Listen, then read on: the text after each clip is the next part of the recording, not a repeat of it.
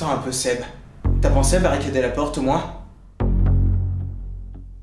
J'ai pris toutes les précautions nécessaires, ne t'en fais pas. Jamais, au grand jamais, il ne pourra entrer.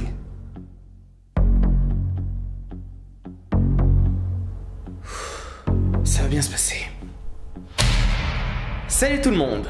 Lors de ma dernière vidéo sur Dead End, beaucoup ont été assez surpris des propos que j'ai tenus vis-à-vis de notre film du jour. Il faudra attendre l'arrivée de ce putain de Scream avant que le genre ne revienne sur le devant de la scène. Ce qui a donné naissance à plusieurs rejetons indirects qui tenteront de surfer sur le succès du film. Super la source d'inspiration, faut pas s'étonner que les films soient pourris, hein. Et désormais il est temps d'aborder le sujet.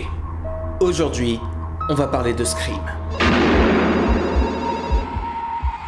Sorti en 1996, écrit par Kevin Williamson et réalisé par Wes Craven, le film est considéré comme un incontournable et un intouchable du genre. Et donc moi, en te l'état critique, qu'est-ce que je pense de ce long métrage unanimement apprécié, de ce monument du slasher, de ce film culte des années 90, de ce... je n'aime pas ce film. Mais alors, pas du tout.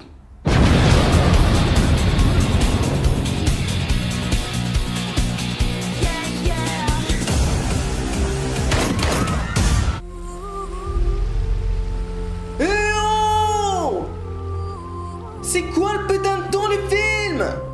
La question peut paraître débile, mais pourtant j'arrête pas de me la poser. Scream, parodie ou slasher sérieux? Je pensais donc naïvement que les fans du long métrage pourraient éclairer ma lanterne en leur posant la question sur Facebook. Et après avoir lu attentivement toutes vos réponses, la question est toujours irrésolue. D'abord, certains parlent de comédie horrifique, voire même de parodie. Alors que... non, rien que l'introduction du film hurle le contraire. C'est d'ailleurs à mes yeux la meilleure partie de ce dernier, car j'ai vraiment rien à redire dessus. La maîtrise du suspense et la tension qui monte sont vraiment immersives. La peur du personnage est interprétée à la perfection, et on serre vraiment les fesses quand le tueur poursuit sa victime. Pourquoi tout le reste du film n'est pas comme ça, bordel? Wow, ça c'était bizarre. J'ai cru entendre Anto dire du bien de Scream. J'ai dû rêver. L'intro d'un film doit poser correctement le ton du long métrage. Quand je vois le début, je me dis pas du tout que je vais voir une parodie. Et c'est un peu problématique. Ensuite, pour d'autres, c'est un slasher sérieux et efficace. Alors que... non plus.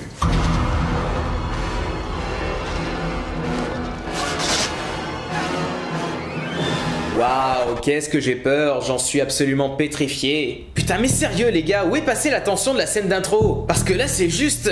ridicule quoi. Puis il reste la troisième option, celle qui semble mettre à peu près tout le monde d'accord. C'est que le film jongle habilement entre la comédie satirique et l'horreur pure. Alors, je ne demande qu'à vous croire, hein, mais ça pose juste un petit problème. C'est que j'ai l'impression que le film a le cul entre deux chaises.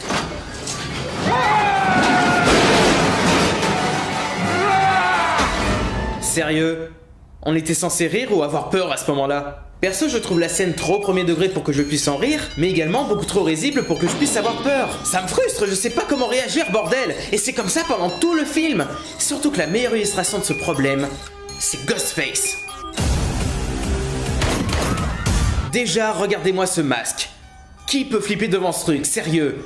Même les fromages Kidibou, ça fait plus peur que ce truc. Vous allez sûrement me balancer que dans Halloween, bah c'est exactement la même chose. C'est juste un masque de magasin de farce et attrape. Sauf que la différence, c'est que dans Halloween, ça faisait peur. Parce que Carpenter te crée une véritable mythologie, lui. Franchement, on a beau dire ce qu'on veut sur la série Scream. Mais au moins là-dedans, le masque de Ghostface, il est flippant. Là, je me pisse dessus.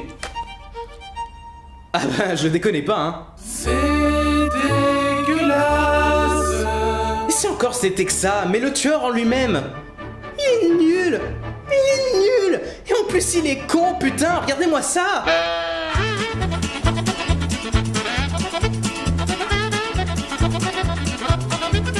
Waouh, y a pas à dire, je suis vraiment effrayé par tant d'incompétence. En fait, ben Ghostface, c'est juste un boulet qui veut faire comme dans les films qu'il a vus. Comment tu veux créer une quelconque iconisation si le personnage n'existe même pas de par lui-même? On dirait juste un gosse qui veut faire comme son père.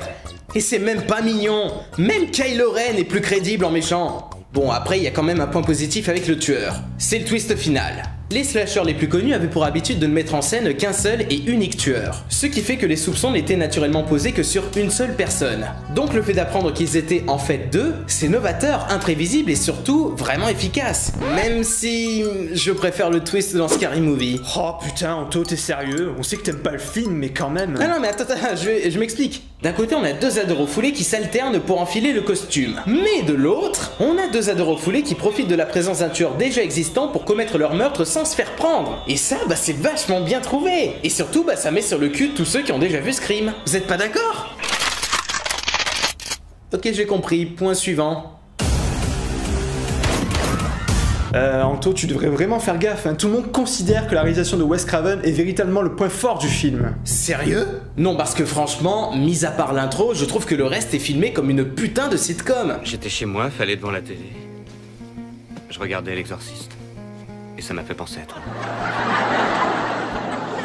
Alors oui, c'est une intention du réalisateur, rendre l'aspect teenage movie omniprésent pour que le spectateur s'identifie au personnage, les adolescents étant une des principales cibles du film. Mais sérieux, rematez-vous des films comme Halloween, Vendredi 13 ou Les Griffes de la Nuit. Les trois, ils possèdent aussi ce parti pris, mais ils n'en oublient pas pour autant d'être angoissants et poisseux quand le moment l'exige. Dans Scream, tout est tellement aseptisé, tellement lisse et tellement trop parfait que je ne peux pas m'empêcher de dire que ça sonne faux. Et putain de merde, la majorité des meurtres sont hors champ, bordel! Je rappelle pour ceux qui ne le savent pas que le film à l'époque était interdit au moins de 16 ans. Et pour vous donner un ordre d'idée, Cannibal Holocaust était interdit au moins de 16 ans aussi. Tu parles d'un foutage de gueule?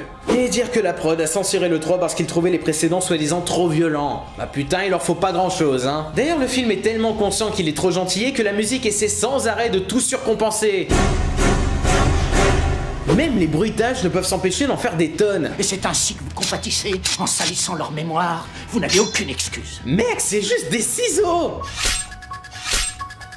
Et c'est pareil pour la musique en général. Mais vous voulez savoir le comble de la tristesse? C'est que certaines musiques ont été intégralement reprises dans Halloween 20 ans après. Je ne déconne même pas.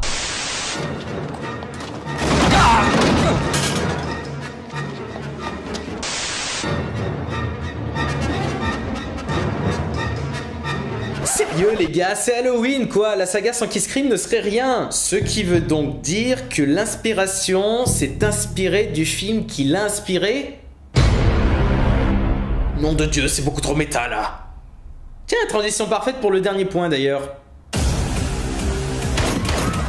Ah, c'est du second degré. Alors non, je suis désolé, mais reprendre les pires clichés du cinéma d'horreur en prétextant que c'est de la dérision, ça ne rend pas le tout plus potable. Parce qu'à ce moment-là, pourquoi Scream est acclamé pour cet aspect-là, alors que son prototype Freddy sort de la nuit, lui, est totalement boudé? Car non, Wes Craven, ce n'est pas en rabâchant toutes les 5 putains de minutes que les personnages sont persuadés d'être dans un film d'horreur, avec tous les codes éculés qu'ils possèdent, que ça passe. Parce que c'est trop facile si tu fais ça. Les gars, on se sépare. Mais que tu te crois plus mal en faisant ça?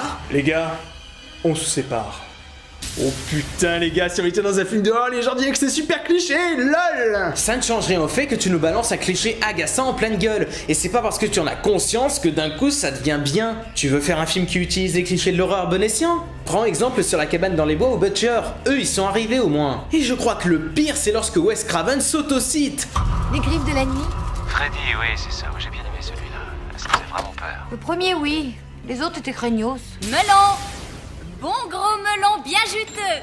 Je sais qu'une grande partie d'entre vous aime énormément ce film, mais j'espère que vous comprenez pourquoi ce n'est pas mon cas. Je pense que Scream est tout simplement sorti au bon moment, avec un genre qui titille plus facilement la fibre nostalgique chez le spectateur. Et ce, peu importe le ton mal dosé du film. Et vous voulez un bon exemple pour confirmer ce que je dis? Le film Cursed. Même réalisateur, même scénariste, même monteur et même état d'esprit que notre film du jour. Et pourtant tout le monde s'accorde à dire qu'il est complètement raté. Un long métrage qui a trop le cul entre deux chaises et qu'on ne sait pas comment prendre à cause de scènes trop légères qui ont du mal à cohabiter avec les scènes de tension. Alors que Scream a exactement les mêmes problèmes que Cursed, c'est le même film. Juste qu'il est sorti 10 ans plus tôt quoi. Ce n'est pas pour rien que les avis divergent autant, même en ce qui concerne les avis positifs. Et d'un côté, ben c'est pas plus mal. Au moins le film il continue à déchaîner les passions et il est toujours aussi culte, contrairement à la vague qu'il a engendrée, à savoir le néo-slasher. Des teenage movies pseudo-horrifiques aseptisés à mort et essayant de reproduire en vain le succès du film de Craven. Même la saga Halloween a suivi le mouvement quoi, alors que c'était la principale référence de Scream. Certains parlent de boucle bouclée, moi j'appelle ça le serpent qui se mord la queue.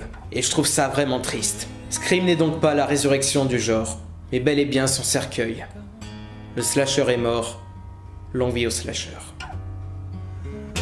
Romeo and Juliet are together in eternity. Ah putain, c'est pas joyeux comme fin de vidéo, hein. Qu'est-ce que je pourrais faire pour détendre un peu l'atmosphère? Ah, je sais! Bah au moins ce film, c'est pas pire que Paranormal. Je t'interdis de faire cette putain de blague à la con. Bref, je vous dis bye bye, allez au cinéma et à la prochaine.